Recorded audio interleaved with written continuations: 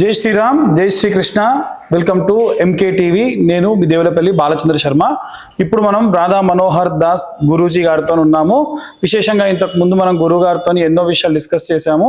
ఇప్పుడు ఈ రోజు పరిస్థితుల ప్రభావం ప్రకారంగా బయట పరిస్థితుల్ని ఆయన శైలిలో ఎలా ఆయన మనకు సమాధానం ఇస్తారు, ఎలా వాటిని విమర్శిస్తారు, మెచ్చుకుంటారు, అన్ని విషయాలు కూడా అడిగి స్వయంగా తెలుసుకుందాం. జై శ్రీకృష్ణ గురూజీ. హరే కృష్ణ. గురుగారు, ఇప్పుడు మొట్టమొదలు మిమ్మల్ని అడిగే క్వశ్చన్ ఏంటంటే, ఇప్పటి వరకు మనం ఇక్కడ కూర్చొన్నప్పుడు చాలా డిస్కషన్స్ జరిగినాయి. నా వైపు నుంచి మా ఛానల్ తరఫున ఒక చిన్న రిక్వెస్ట్ ఏంటంటే, మీరు ఇందాక అడగగానే అంటే తెలిసిన వాళ్ళు కూడా కొంచెం టెన్షన్ కొద్దీ ఆ భగవద్గీతలో చెప్పలేకపోయారు. అంటే మేము ఎప్పటి నుంచో అనుకునేది ఏంటంటే, ప్రతి ఒక్క పిల్లాడు స్కూల్కి వెళ్తాడు, ట్యూషన్కి వెళ్తాడు, ఇంటికి వస్తాడు. మనవంతు మనం ప్రతి ఆదివారం దేవాలయాల్లో క్యాంపులు కండక్ట్ చేసి భగవద్గీత గురించి, భాగవతాల గురించి, వీటి గురించి చెప్పి, అలా మీలాంటి వాళ్ళు కనుక ఇంకా వాటికి సంబంధించి ఏమైనా మీ టీంతో ఇంకేమైనా చేస్తే చాలా అద్భుతంగా ఉంటుంది. అలాంటివి చేస్తే ఎలా ఉంటుంది అని చాలా బాగుంటుంది. కాబట్టి ముందుగా అలాంటివన్నీ ఉంటే కూడా ఖచ్చితంగా మీకు చెప్తాం గురుజీ. ఖచ్చితంగా. అలాగే ఇప్పుడు ఈరోజు బయట వాతావరణం ప్రకారంగా యుద్ధం వాతావరణం నెలకొంది. మన దేశంలో పుల్వామా దాడి జరిగి ఎంతోమంది ఇబ్బందులు పడ్డారు. వాటి గురించి ఖండన చేయనటువంటి వాళ్ళు, నిరసన తెలపనటువంటి వాళ్ళు, ఇక్కడ పుట్టి ఇక్కడ పెరిగి ఈ దేశపు నీరు తిని ఇప్పుడు ఇరాన్ అధ్యక్షుడు చనిపోతే మాత్రం దానికోసం వాళ్ళు రోడ్ల మీద పడిపోయి ర్యాలీలు చేస్తున్నారు గురువు గారు. సో వాటి గురించి మీరు ఏం చెప్తారో, వాళ్ళని ఎలా మీరు సమాధానం చెప్తారు? రామాయ రామభద్రాయ రామచంద్రాయ వేదసే రఘునాథాయ నాథాయ సీతాయ పతయే నమః. హరే కృష్ణ కృష్ణ కృష్ణ హరే హరే, హరే రామ రామ రామ హరే హరే. చాలా మంచి ప్రశ్న. ఇది నా దేశం, ఇది నా సంస్కృతి అనే ఫీల్ ఉన్నవాడు ఇక్కడ ఏదైనా జరిగితే స్పందిస్తాడు. ఒక ఆమె బుర్కా వేసుకుని ఇండియాలో ఏం జరిగినా మాకు అనవసరం, మేము ఇరాన్ వాళ్ళం, దాని గురించే మేము మాట్లాడుతూ ఉంది. అప్పుడు ఎక్కడుంటే బాగుంటుంది? అక్కడే ఉంటే బాగుంటుంది కదా. అందుకే మన రష్మి జబర్దస్త్ రష్మి గౌతమి, అమ్మాయి పేరు రష్మి గౌతమి, ఆడపిల్ల అయితే ఏంటి దండం పెట్టాలి, డేర్ గొప్ప స్టేట్మెంట్ ఇచ్చింది కదా. సో కాబట్టి మనం దేశానికి మద్దతుగా ఉండేవాళ్ళని సపోర్ట్ చేయాలి, దేశానికి వ్యతిరేకంగా ఉండేవాళ్ళని డిపోర్ట్ చేయాలి. కనీసం రిపోర్ట్ చేయాలి. సపోర్ట్, డిపోర్ట్, రిపోర్ట్, ఇది మనకు ఉండాలి. ఇప్పుడు మచిలీపట్నం అనే ఊరికి ఇరాన్కి ఏమైనా సంబంధం ఉందా? లేదు. అక్కడ ఏందో మందల కొద్ది వచ్చారు. అలా దేశంలో 29 చోట్ల జరిగింది. సో ప్రభుత్వం కూడా వాటికి సంబంధించి ఖండన చేసి ఇలాంటివి చేయకూడదు అని చెప్పి చెప్పాలి కదా గురువు. చెప్పినట్లు విన్నాం. అయితే విషయం ఏంటంటే డెమోగ్రాఫికల్ చేంజ్. నిన్న రాత్రి మేము కేరళ స్టోరీ 2కి వెళ్ళాం. చాలా స్పష్టంగా వాళ్ళ ఉద్దేశాన్ని అందులో చూపించారు. వాళ్ళ ఆఫీస్ ఉంది, అక్కడ భారతదేశం పిక్చరు గ్రీన్గా ఉంది. ఈ దేశం పచ్చగా ఉండాలని వారి కోరిక. అంటే నువ్వు అనుకునే పచ్చ కాదు. ఓకే. ఆ ప్రోగ్రాం పేరు గజ్వా ఏ హింద్, గజ్వా ఏ హింద్, అది ప్రోగ్రాం. ఇక్కడ 1 2 3 4 5 6 7 8 9 నాతో కలిపి 9. ఓకే, నవగ్రహాస్. ఓకే, మనం 9 మంది కాకపోయినా 90 కోట్ల మంది ఉంటే 90 కోట్ల మంది మనం చెప్పగలం. ఏం చెప్పగలం అంటే, దైవాన్ని ఏ పేరుతో అయినా పిలవచ్చు, కొలవచ్చు, తలవచ్చు అని మనం చెప్తాం. మనం దైవం చాలా విస్తృతమైన వాడు, దైవం చాలా విశాలమైన వాడు మనం చెప్తాం. మసీదులో చర్చిలో చెప్పించాం, అప్పుడు మొత్తం సెటిల్ అయిపోయింది. కాబట్టి ప్రపంచం యొక్క మేలు కోరేది హిందువులు మాత్రమే. అందుకే ప్రపంచాన్ని కుటుంబంగా చెప్తాం మనం. వసుదైక కుటుంబం, వాసుదేవ కుటుంబం, ఇది మన కాన్సెప్ట్. వాళ్ళ పుస్తకాల్లో అవి లేవు, అందువల్ల వాళ్ళ మస్తకాల్లోకి అవి రావు. కాబట్టి మన విజ్ఞానం ఎందుకండి ఇందాక చెప్దాం అనుకుని ఇంకా టాపిక్ పక్క వెళ్ళిపోయింది. కానీ ఇద్దరు పాకిస్తాన్ జర్నలిస్టులు మాట్లాడుకుంటున్నారు, ఇరాన్లో ఇలా జరుగుతుంది, నెక్స్ట్ వాడు పాకిస్తాన్ మీదకి వస్తాడు, అది ఇది మాట్లాడుకుంటూ అసలు మనం ఏదో బుక్కులు ఫాలో అయిపోతున్నాం, ఈ బుక్కులు ప్రపంచ నాశనానికి కారణమైనవి, ప్రపంచాన్ని మొక్కలు చేసినాయి, కొన్ని కోట్ల మందిని చంపినాయి. భగవద్గీత 1863లో చెక్ చేయండి. ఎవరు మాట్లాడింది? పాకిస్తాన్ జర్నలిస్టులు ముస్లింలు మాట్లాడుకుంటారు, ఒక lady and gent. Bhagavad Gita is the ultimate. ఎవరు? నేను చెప్పలేదండి. ఆటం బాంబు తయారు చేసిన ఆయన కూడా ఆటం బాంబు పేలిన తర్వాత చెప్పింది ఏంటంటే విశ్వరూప దర్శనం జరిగింది నాకు అని. ఆయన he remembers Bhagavad Gita, not Bible or Quran. అవును. సో కాబట్టి కాలోస్మి లోకక్షయకృత్ ప్రబుద్ధో చెప్పారు. కాబట్టి భగవద్గీత లోకానికి వెలుగు. అర్థమైందా? భగవద్గీత యుద్ధం చేసి మంది అది ఇది అని మాట్లాడతారు. యుద్ధాయ కృత యుద్ధం చేయాలి, ఎవరితో చేయాలో వాళ్ళతో చేయాలి. ముందు నువ్వు లోపల యుద్ధం చేయాలి నీతోనే. ఇక్కడ ఒక చిన్న ఇంటరప్షన్ గురించి, ఇది నేను పర్సనల్గా అడిగింది కాదు, నన్ను అడిగినటువంటి వాళ్ళు. అడగండి. ఒకరు ఒక దేవాలయానికి సంబంధించిన కన్స్ట్రక్షన్ కోసం అని చెప్పి ఏదో ఒక నిర్మాణం, ఏదో ఒక చెక్క పను ఏదో చేయించాలని చెప్పి వెళ్ళారు. వెళ్తే మన వాళ్ళు, మన హిందువులు దానికి రేట్ చాలా ఎక్కువ చెప్పారు. 70,000 చెప్పారు, 80,000 చెప్పారు. అదే టైంలో ఒక ముస్లిం అతన్ని కనుక్కుంటే 35,000 చేసేసాడు. ఇప్పుడు ఆయన అన్న క్వశ్చన్ ఏంటంటే, ఇప్పుడు నేను చేయించుకోవాలా, ఈ పని చేయించుకోకూడదా? ఇప్పుడు నేను హిందూతోనే చేయించుకోవాలని అంటే నా దేవాలయానికి ఆదాయమే తక్కువ, నా భగవంతుడి యొక్క ధనము ఆదాయం అన్ని కారణం. మరి ఇప్పుడు ఎలా మీరు వెళ్తున్నారు? ఒకసారి మనోహర్ దాస్ గారిని అడగండి. ఇప్పుడు వారికి ఎలా మనం ఇది రిపీటెడ్ చాలాసార్లు వచ్చింది, ఈ ప్రశ్న చాలాసార్లు వచ్చింది.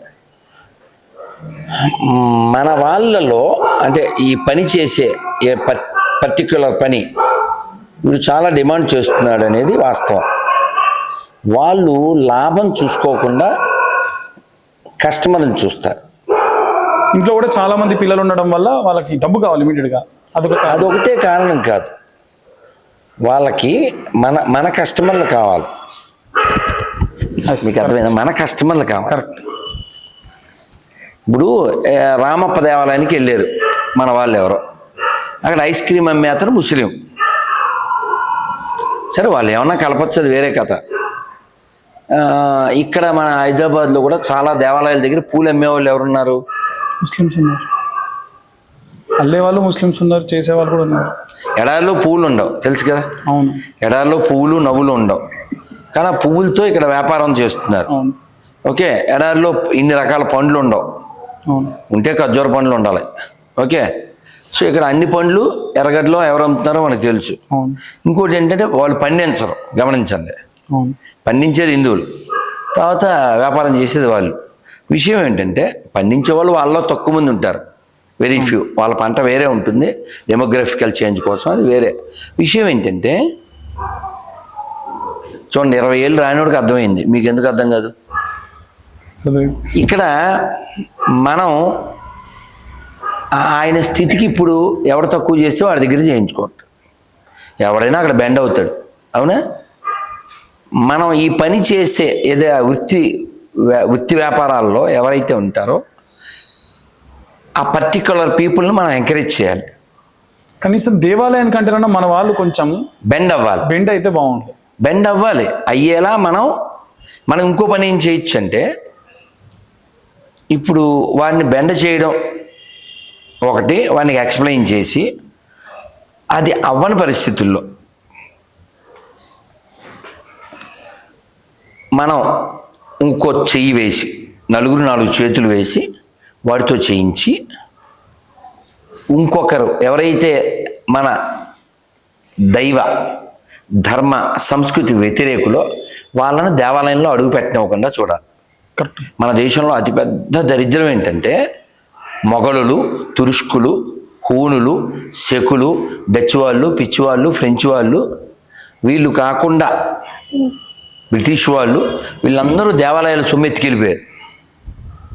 మన దేవాలయాలను నాశనం చేసి, దేవాలయాల మీద మసీదులు కట్టి, దేవాలయాలను లూట్ చేసి, ఇప్పుడు మళ్ళీ దేవాలయాల సొమ్ములతో ఆదియాత్రలు, దేవాలయాల సొమ్ములతో. కరెక్ట్ గురుగారు. అంతే, ఎందుకంటే మలబార్ అనేటువంటి ఏరియాలో భారతదేశంలో మొట్టమొదలు ముస్లిం మసీద్ కట్టించింది మన హిందూ రాజు. అక్కడి నుంచి వచ్చిన వాళ్ళు ప్రార్థనలు చేసుకుంటారంట అని.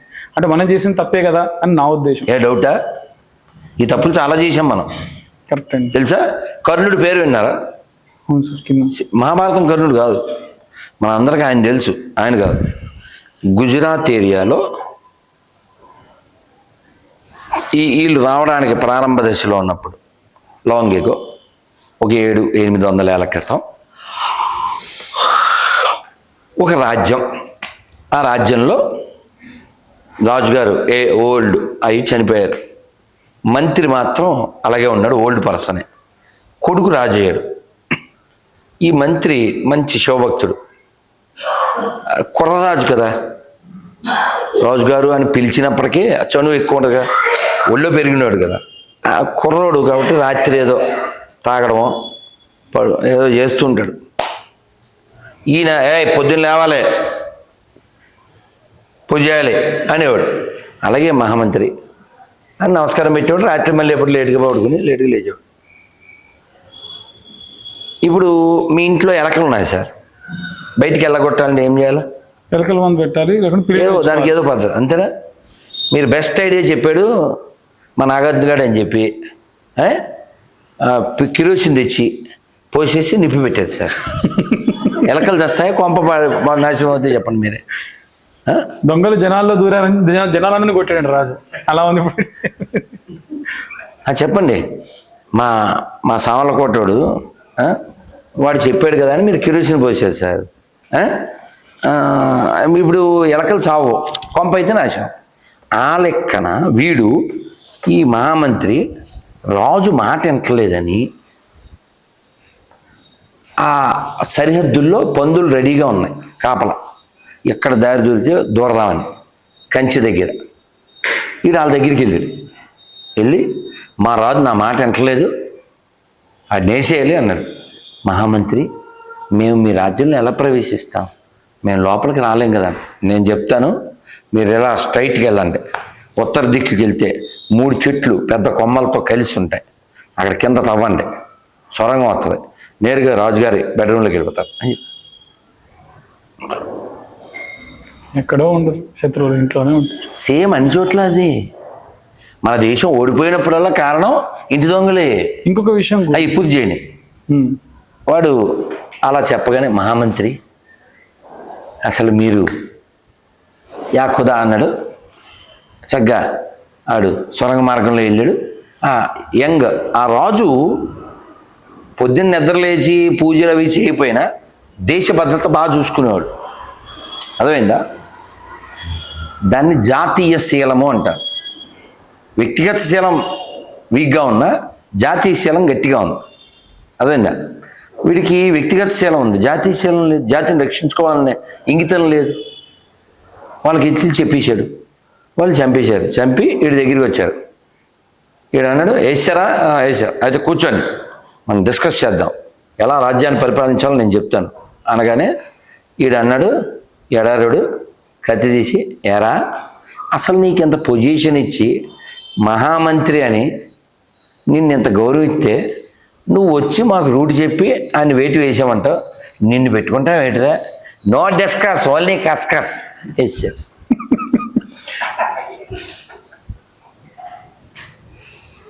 సిమిలర్ బొబ్బిలి యుద్ధం, విజయరామరాజు కోడి పందాలు ఓడిపోయాడు.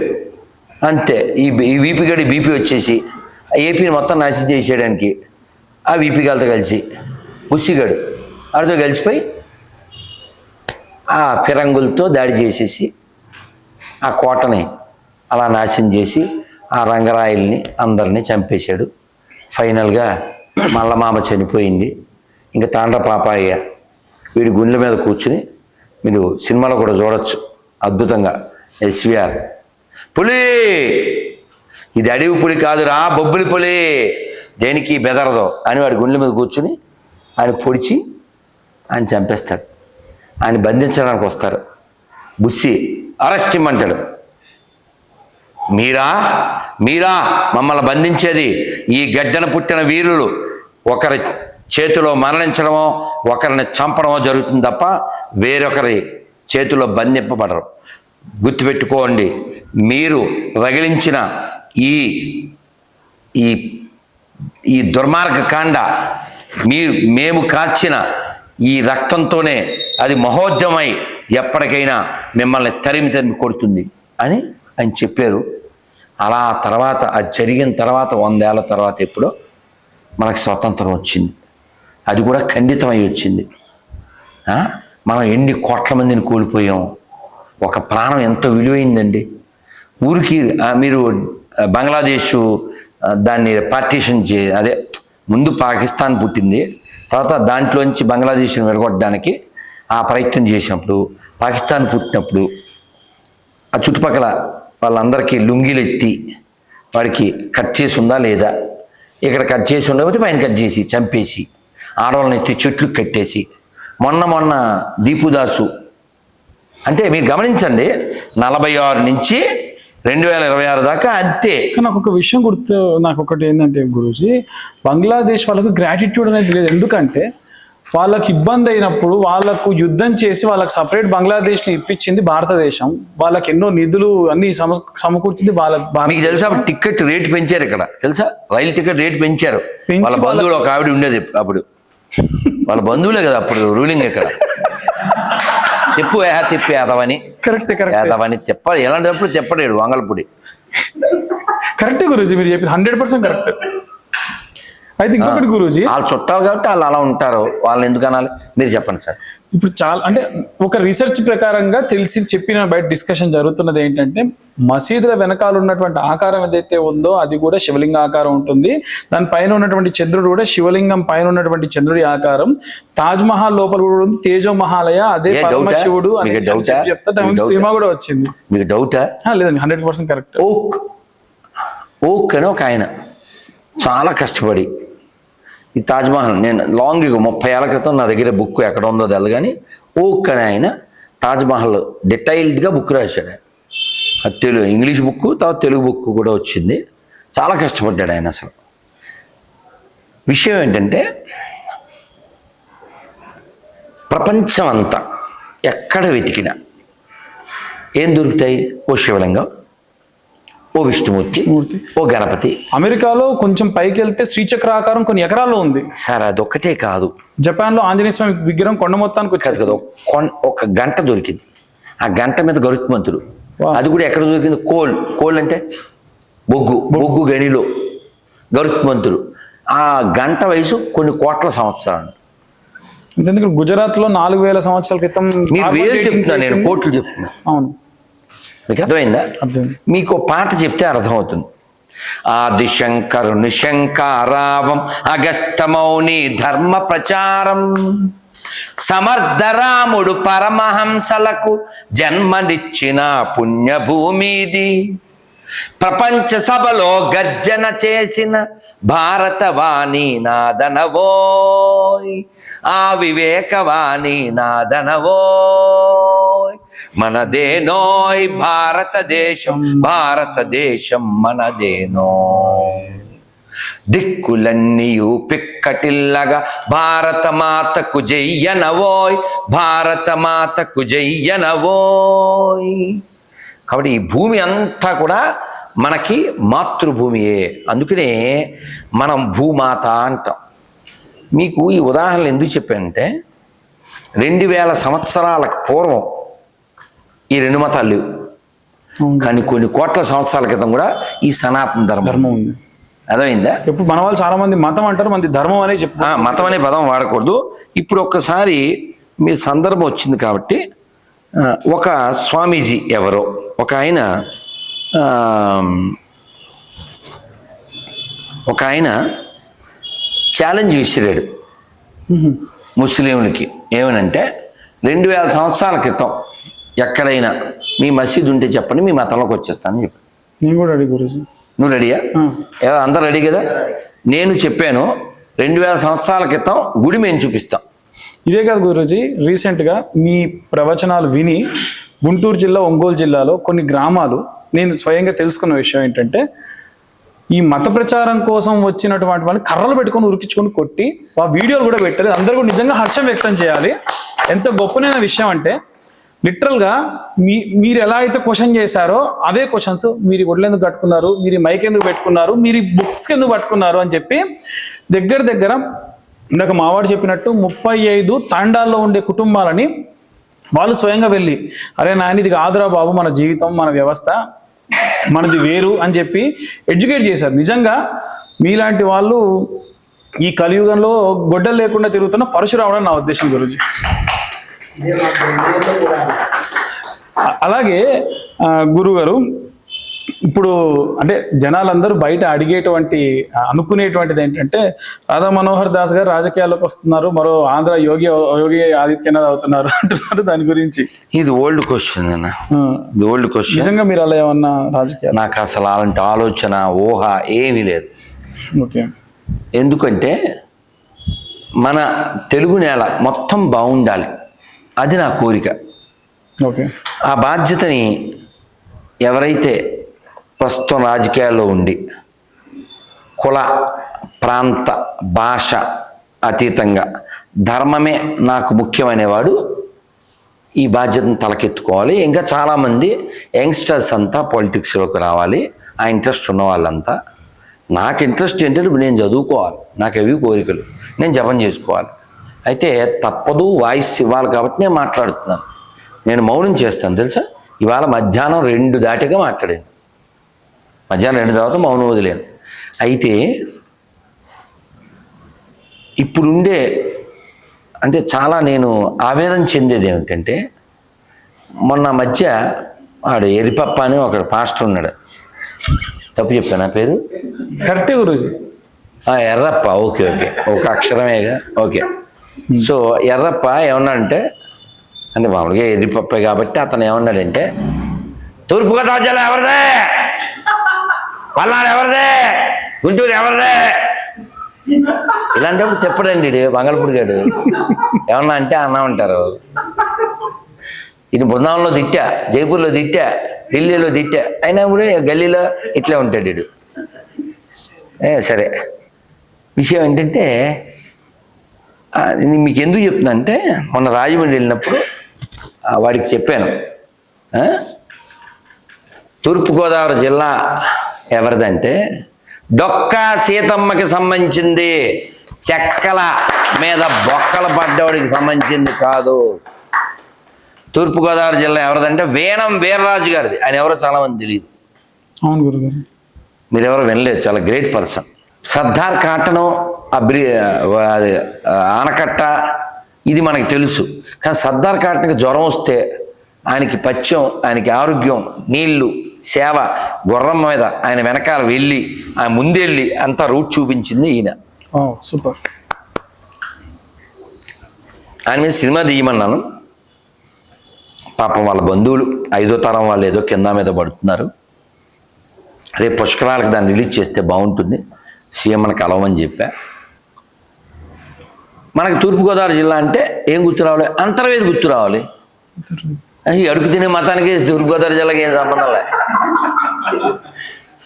అర్థమైందా? తూర్పుగోదావరి జిల్లా అంటే అమ్మవారు, దాక్షాయణి అమ్మవారు గుర్తు రావాలి ద్రాక్షారామంలో. అలాగే పిఠాపురంలో పురోహితికి అమ్మవారు గుర్తు రావాలి. ద్రాక్షారామం గుర్తు రాకుండా ద్రాక్షారసం చేసుకునే యదవులకేను గోదావరి జిల్లాకి సంబంధం ఏం లేదు. అర్థమైందా? తూర్పుగోదావరి జిల్లా అంటే వాడపల్లి గుర్తు రావాలి, తూర్పుగోదావరి జిల్లా అంటే అప్పనపల్లి గుర్తు రావాలి, తూర్పుగోదావరి అంటే విశాలమైన గోదావరి గుర్తు రావాలి, తూర్పుగోదావరి జిల్లా అంటే ధవళేశ్వరం కొండ మీద జనార్దనుడు గుర్తు రావాలి, తూర్పుగోదావరి జిల్లా అంటే రాజమహేంద్రవరం రాజరాజ నరేంద్రుడు నన్నయ్య గుర్తు రావాలి, కందుకూరి వీరేశలింగం గుర్తు రావాలి. ఈ బోర్లింగం గారికి తూర్పుగోదావరి జిల్లాకి ఏం సంబంధం లేదు. అంటే ఒక్క జిల్లా చెప్పాను నేను, ఎన్ని జిల్లాలు చెప్పాలి? అదైందా? శ్రీకాకుళం అంటే ఎవరు గుర్తు రావాలి? అదైందా? శ్రీకాకుళం అంటే అరసవల్లి సూర్యనారాయణ స్వామి గుర్తు రావాలి, శ్రీముఖలింగేశ్వరుడు గుర్తు రావాలి,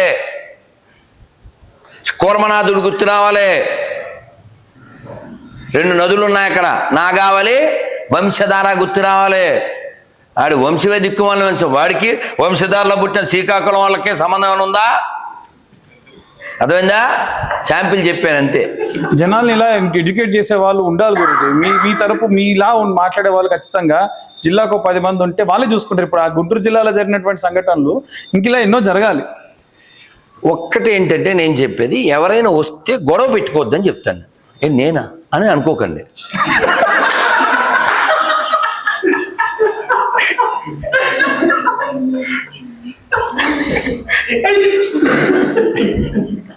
అయితే గురువు గారు ఇంకొకటి సార్, కానీ తొక్కేకండి సార్, పూర్తి చేయనివ్వట్లేదు. మీరు మళ్ళీ మాకు ఛాన్స్ ఇస్తారో లేదని భయం గురువు గారు. విషయం ఏంటంటే, ఎవరైనా ఇప్పుడు నేను చాలాసార్లు చెప్పాను, మీరు అంటే ఈ టాపిక్ తూర్పుగోదావరిలోనే ఉంది కాబట్టి చెప్తున్నా. ఆ ఊరి పేరు మర్చిపోయాను. అతను లారీ డ్రైవర్ ఏదో, మరి లారీలు ఉన్నాయో అతను నేను కలవలేదు, మెసేజ్లు పెట్టి ఫోన్లో చెప్పాడు. గురుగారు మీరు చెప్పారు, అందుకని మా ఊళ్ళో ప్రతి ఇంట్లో భగవద్గీత ఉండాలని అతను ఒక్క భగవద్గీత 250 ఎంతో పెట్టుకొని ఆ ఊళ్ళో అందరికీ భగవద్గీత ఇచ్చాడు సార్. మరి లారీ ఓనరు, మరి లారీ డ్రైవరు, అది గొప్ప విషయం కదా. మరి పాపం పెద్ద చదువుకోలేదు, మరి గొర్రెలు వచ్చినాయి. గురుగారు ఏం చేయాలి? నాకేమో వాదించడానికి అంత జ్ఞానం లేదు. అప్పుడు ఏం చేసామంటే, మీరు చెప్పారు కదా గురుగారు. ఏం చెప్పాను నేను? ఏముంది, భోజనం చేద్దాంగా. మీరు ఎప్పుడూ చెప్పారు కదా సార్ గురుగారు, అది శ్రీనివాస బంగాపురం గట్టు మీద కూర్చొని చెప్పారుగా. గొర్రెత్తే ఏం చేయాలి? ప్లేటు, అన్నం తినే ప్లేటు, స్పూను, అంతే, వెనకాల వెళ్ళిపోయాం. మంచి పని నిజంగా. అదైందా? గొర్రెలపై వేటు ఎలా అనిపిస్తే ప్లేటు. ఎందుకంటే గొర్రెలు చేటు, ఊరు దాటు, లేకపోతే వాళ్ళు వేసేస్తారు ఇంటి వాళ్ళని కాటు. అర్థమైందా? సో నేను చెప్పాను, మీ దగ్గర సబ్జెక్ట్ ఉందనుకోండి, ఒకవేళ కొంచెం బైబిల్ అయితే తెలిస్తే వాళ్ళతో గొడవ పెట్టుకోవద్దు. ఇప్పుడు ఇప్పుడు స్టీల్ సామాన్లు బుట్ట ఎత్తుకుని వస్తాడా? బుట్ట ఎత్తుకొస్తే మా అమ్మో, మీ అమ్మో, లేకపోతే మీ ఇంట్లో ఆడవాళ్ళు వాడొచ్చి అమ్మగారు అంటాడు, దించుతారు. ఎంత? 500. ఎందుకు? ఇప్పుడు సున్న కొట్టేద్ది. 500 సున్న కొట్టేది. 50కి మొదలు పెడితే 100 దగ్గర 120 దగ్గరకు వస్తుంది. మనం బాబు అంటాం. ఆడవాళ్ళ కెపాసిటీ మనం ఎందుకు పనికిరాం అనుకో. సో ఆడితో గొడవ పడదుగా ఈవిడ. ఈ గిన్నె ఎంత, ఈ తెప్పల ఎంత, ఆడేదో చెప్తాడు. ఆడు సున్నాలు పెడితే ఇప్పుడు సున్నాలని కొట్టేస్తుంటుంది. కొట్టేసి లేదా ఆయన కొట్టినంత పని చేద్ది. మాకు తెలుసులే. అది మనం బిత్తరపోతుంటాం మనం. సో మా అమ్మని వాళ్ళు అడగకూడదంట, నిదాలు దొరుకు అంటది. ఉంటే బతుకుంటే ఫోన్ చేద్దాం, 10 ఏళ్ళు అయిపోయింది అనుకో. ఏ అమ్మలైనా అంతే. అసలు స్ట్రాంగ్ మన వాళ్ళు. అసలు బేరం ఆడే విషయంలో మన వాళ్ళు మనం ఎందుకు పనికిరాం. నేనేమంటా అంటే, మన అమ్మలు, అక్కలు, చెల్లెళ్ళు ఎలా అయితే స్టీల్ సామాన్లతో బేరం ఆడతారో, మనకు కొంచెం సబ్జెక్ట్ ఉంటే ఎవరన్నా మన ఊరు వచ్చి మతం మారమంటే, ఎవరమ్మా నిండు మా ఊరికే పర్మిషన్ అడుగు, అలా మీద పడి కరవద్దు. అలా కరవద్దు. కరవకుండా చెప్పండి సార్, ఎంత సార్, ఎంత 200? ఎందుకు సార్, 50 రూపాయలు. అలా ఎలా బేరం ఆడతారో అలా ఆడితే బేరం ఆడండి. ఏం సార్ మతం మరలా మారిపోదాం. ఎంత చెప్పండి సార్, ఎంత, ఎందుకు మారాలి చెప్పండి. వాడు రక్తం కాచాడు, ఏ గ్రూప్ సార్? అడగండి. రక్తం అన్నారు కాబట్టి తప్పేది. మీరు రక్తం టాపిక్ ఎత్తిదా నువ్వే కదా. రక్తం అన్నారు, వాడు తోపు, అది ఏ గ్రూపు? హూ ఈజ్ బాపు అంటే తెలుసా? బాప్ తండ్రిలో బాప్ అంటే తండ్రి. వాళ్ళ నాన్న ఎవరు చెప్పండి సార్? నాన్న అంటే